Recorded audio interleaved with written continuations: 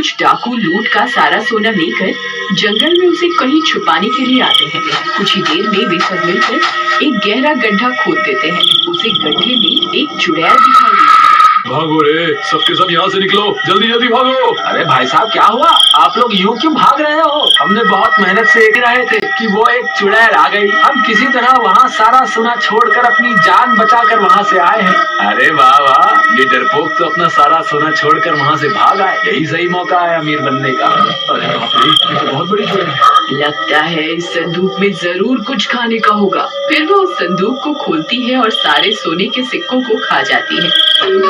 ए मूर्ख चुड़ैल, ये तूने क्या किया? सारे सोने के सिक्के ही खा गई। ये सोने के सिक्के इस चुड़ैल की पेट के अंदर ही होंगे। बस मुझे इन सोने के सिक्कों को इसके पेट से किसी तरह बाहर निकालना होगा। क्यों ना मैं ही इसके पेट में घुसकर सारे सिक्के निकाल लूं। ये काम मैं अकेला नहीं कर सकता, मुझे लल्लन की जरूरत पड़ेगी। अरे लल्लन, दरवाजा खोलो, जल्दी खोलो, मैं बहुत जरूरी काम से आया हूँ। अभी नहीं बुलाकर लाती हूँ। तुम्हारी इतनी हिम्मत मैंने तुमसे बड़ा बेवकूफ अपनी जिंदगी में नहीं देखा, जो खुद मेरा भोजन बनकर मेरे पास चला आया है। फिर चुड़ैल उन दोनों को अपने मुंह के अंदर खींच लेती है। अब तो मुझे भी डर लग रहा है। मेरे पास इनके पेट के अंदर आने की तरकीब तो थी, लेकिन बाहर कैसे निकलेंगे इसकी तरकीब तो मैंने बनाई ही नहीं। तेरा नाश मीटे लल्लन। जंगल में एक चुड़ैल आ गई है। उसने अभी अभी मेरी आंखों के सामने 2 लोगों को निगल लिया है। यहाँ रुकना सही नहीं है, तुम यहाँ से जल्द निकल जाओ।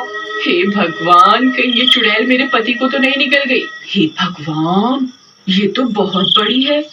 जरूर इसी ने मेरे पति को निगला होगा। मुझे कुछ न कुछ करना ही होगा।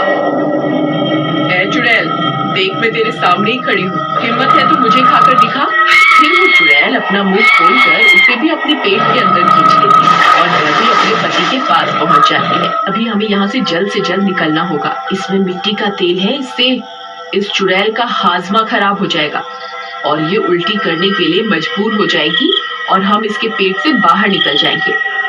सारा तेल उसके पेट में पलट देता है। थोड़ी ही देर में चुड़ैल का हाजमा बिगड़ जाता है। चुड़ैल उल्टी करने वाली है, हमें तैयार रहना चाहिए। अरे भाई रुको, हमें जल्दी से सारा सोना इकट्ठा कर लेना चाहिए। लगता है आपने अभी भी सबक नहीं सीखा। अजी सुनिए, आप चुपचाप यहीं खड़े रहिए। हमें बस यहाँ से बाहर निकलना है। हमें सोना नहीं, अपनी जान ज्यादा प्यारी है।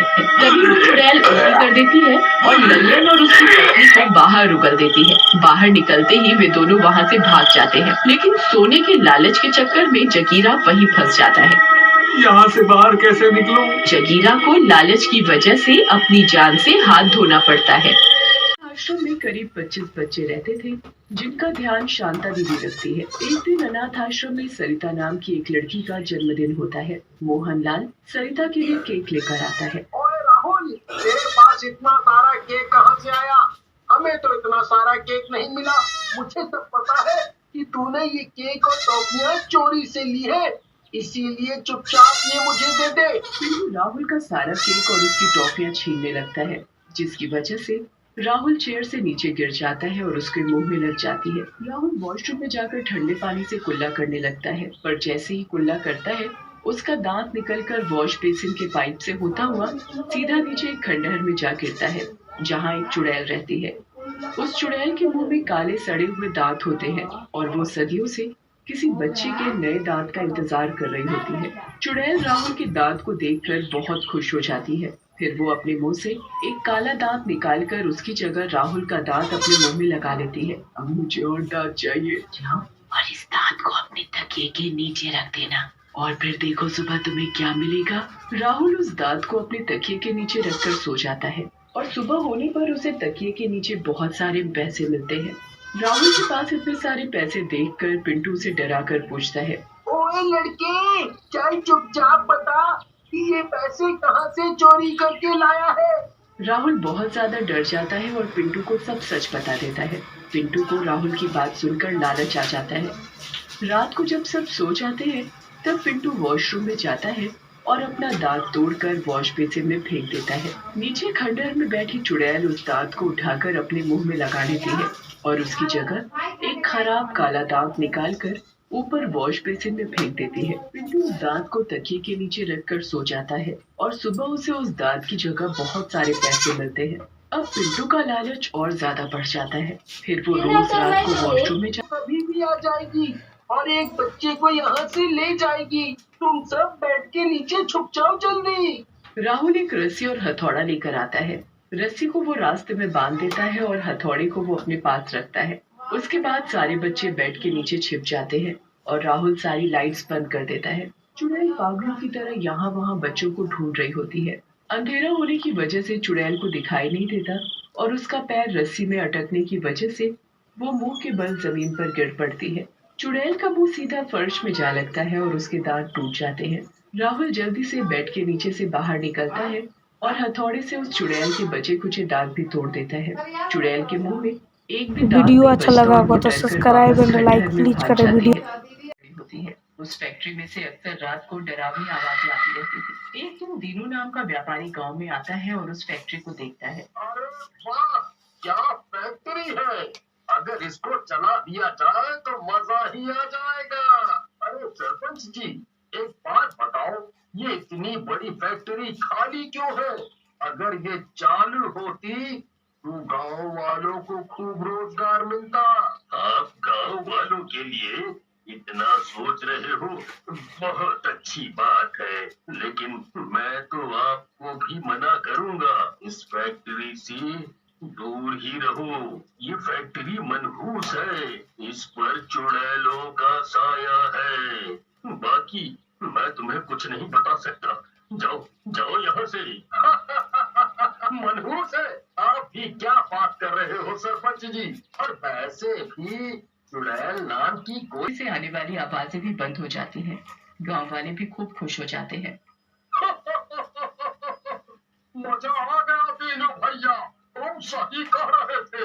हम सब गांव वालों को अंधविश्वास ही हो गया था। लेकिन उसी रात चुड़ैल फैक्ट्री में आती है। चुड़ैल बहुत गुस्से में होती है। इन गांव वालों की हिम्मत बहुत बढ़ गई है। इन्हें चुड़ैलों पर से विश्वास उठ गया है। इस बार इनको ऐसा मजा चखाऊंगी कि ये सब याद रखेंगे। ऐसा कहकर चुड़ैल फैक्ट्री के अंदर रखी मशीन चालू कर देती है। अगले दिन दीनू फैक्ट्री में आता है और मशीन चालू देखकर बहुत हैरान होता है। अरे ये क्या हुआ? मैं तो कल अच्छे से फैक्ट्री बंद करके गया था, ये चालू कैसे हो गई? इसके बाद तो मानो ये रोज की बात हो गई थी।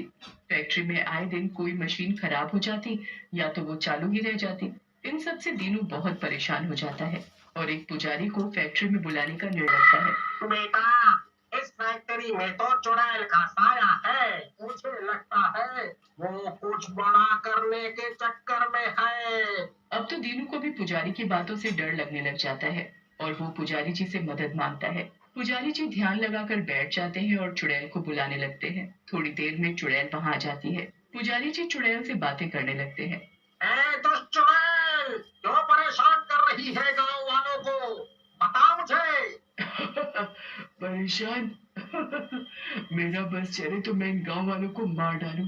चुड़ैल जी, देखो, ऐसा मत करो, जो बात है बताओ।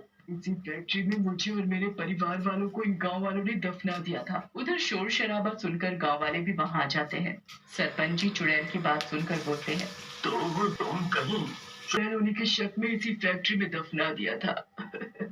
लेकिन किस्मत देखो, मैं अब सचमुच की चुड़ैल बन गई हूँ और अब तुम लोगों को मैं जिंदा नहीं छोड़ूंगी। तभी शांताराम भी वहां आ जाते हैं और गुस्से में बोलते हैं, मैंने गांव वालों के दबाव में तुम्हारे परिवार वालों के साथ उन्हें ऐसा करने दिया।